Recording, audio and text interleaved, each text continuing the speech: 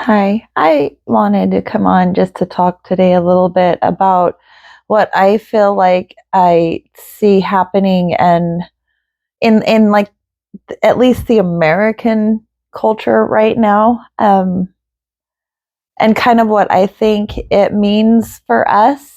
Um, like we have several generations: the silent generation, the baby boomer generation, Gen X, and then in the millennials, we transitioned and started swinging because of the tech into a more connected society. But the silent generation, the boomers and Gen X, were in a lot of ways left to raise themselves.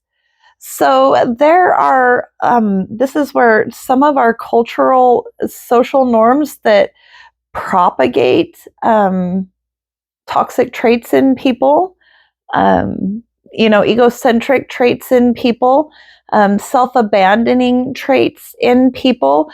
We have developed these beliefs and these patterns and these habits coming out of war cultures. The Great Depression, the Industrial Revolution, the Cold War, the both of the world wars, and then there's Vietnam and all these others. So there were massive, and we continue to have these, but those big wars and those periods left several generations being left to their own raising, right? And so the parents were otherwise occupied either trying to earn income or off at war or doing these other things. So the children were left in key developmental stages for the brain and understanding how to regulate their emotions and work with their bodies and understand it as a tool to guide them through life. So they were left alone in these key stages of development to figure it out for themselves. And I think right now what we are seeing with this rise in collective consciousness is we're finally coming out of that. Like we've reached a point of fatigue where we understand that there were things that were not done correctly, that we were wronged, that there were betrayals.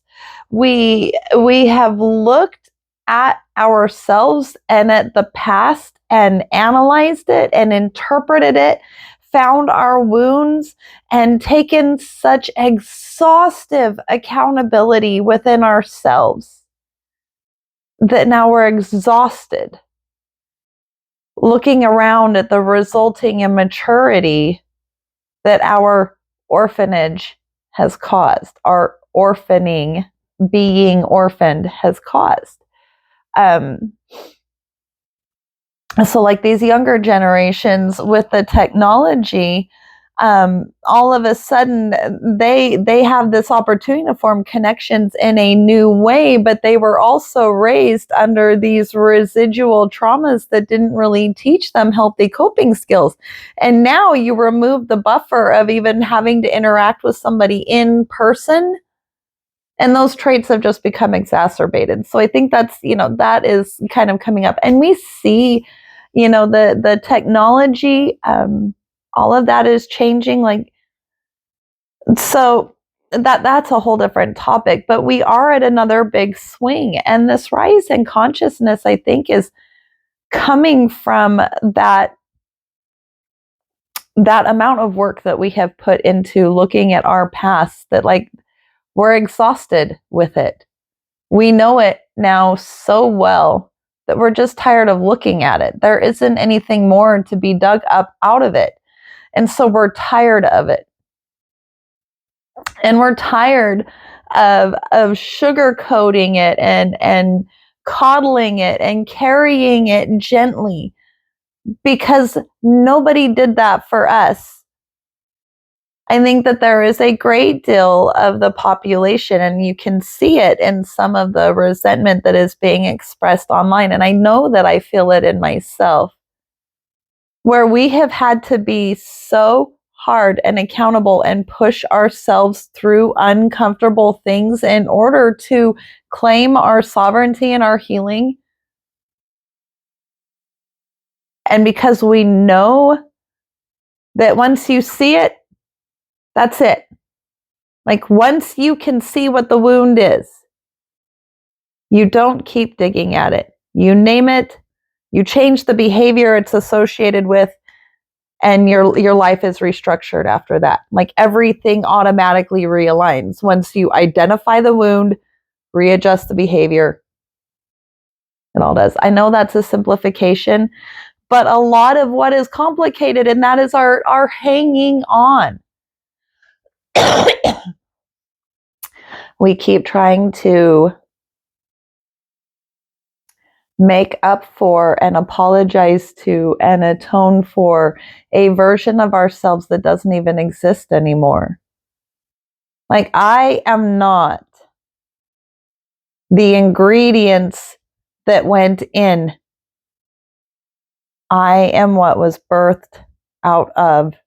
And in every now moment, I am not the ingredients that went in. I am the emergent property of what was birthed from.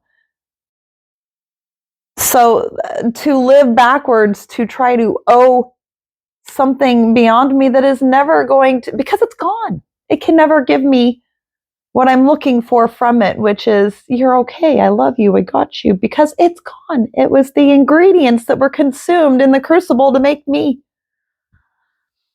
So instead, I live my life forward. I do things with the intention of setting them as love letters to my future self, which means when I am faced with choices, I meet what rises. I don't push and create decisions just because I'm bored and need something to do. I create and I do the things that make me happy until choice points arise and I meet them naturally. And because I am meeting them from a standpoint of intending to leave love letters to my future self, I make the choices that leave more doors open, more opportunities for that me that is going to come down the road. I do things that will improve the health benefits, that will build better habits, that will create a safer environment, that will make it easier. You know, when I was a little kid, my great grandmother had a sign on her wall, and it said, and I memorized it. It was one of my oldest memories, and I've lived it, so I'm going to put it down now. So here's what it was, and I'm going to tell you what it is now. It was, and this is World War II, Depression era home. I do not ask to walk smooth paths, nor bear an easy load. I ask for strength and fortitude to trod the uneven road. A lot of us are at a point we don't need to prove that to ourselves anymore. We know. And the advantage and the benefit of having walked through all of that and learning discernment and getting to the point where we know how to find our center and be at peace and live a life that to a lot of people looks boring because we don't get moved by the drama is I walk smooth paths and bear easy loads because I no longer have to prove that I have strength and fortitude. So I get to pass the uneven roads. Anyway, I think that that's where we're at. I think that it's really exciting to be in this place. I think that, you know, trauma culture and all that we learned from the past and about what has made us, like we learned that our inner child has a lot of really creative influence, that children, when forming connections, are a lot smarter than we are. But we also learned that there's a lot of regulation that needed to occur, right? That there was a lot of the emotions that can be led astray, that the body, when you don't know how to listen to it, we can take care of it wrong and then it causes problems, you know. So we've learned all of that, and we've learned integration with the shadow, where what we were not able to care for in ourselves, or what the environment or our caregivers were not able to provide for us in safety and security, we created and manifested behaviors that would. And that was our shadow, and we integrated it, which means we now know how to use it as a tool and a strength when faced with challenge and crisis, but we don't have to live in it in a fixed state in every now moment. We learn those things. And we're no longer the parentified children. We're no longer the neglected and abandoned, isolated. We don't self-betray anymore. And we're accountable, and we're here, and we're present. And what an exciting time to be. But it is going to be challenging because we're also not putting up with the bullshit of anything from anybody else either. If we had to be rigorously honest and accountable and practice radical authenticity, radical accountability, radical acceptance, I don't expect anybody to put in more effort than I am willing to, but I will not walk beside people who put in less. Like, access to me has that price tag on it, and I think a lot of us are there, and this is what's going to change the world. So I'm really happy for us. I'm proud of us. I'm so happy and grateful that I get to be here at this time where I can see how AI is going to help us advance our society, that we have the opportunity to be the generations that get to instruct, inform, and teach and guide that, because it's here. It's not going away. It's already to everywhere, right? You guys just haven't been watching. It's too late to fight. It's here. But we are the generations that get to frame what comes next. And what an exciting place to be. What an exciting place to be, knowing that we are in the second coming, that Christ consciousness is here, that the rise cannot be stopped. We're past the 10% needed. What an exciting time to be. Doesn't mean anything's going to be comfortable. Simple, not easy. But it does take accountability. And once you stand in that accountability, you align with your virtues and your principles, your values and your principles, and you set goals and live your life in coherence. Heart and mind are aimed at your values.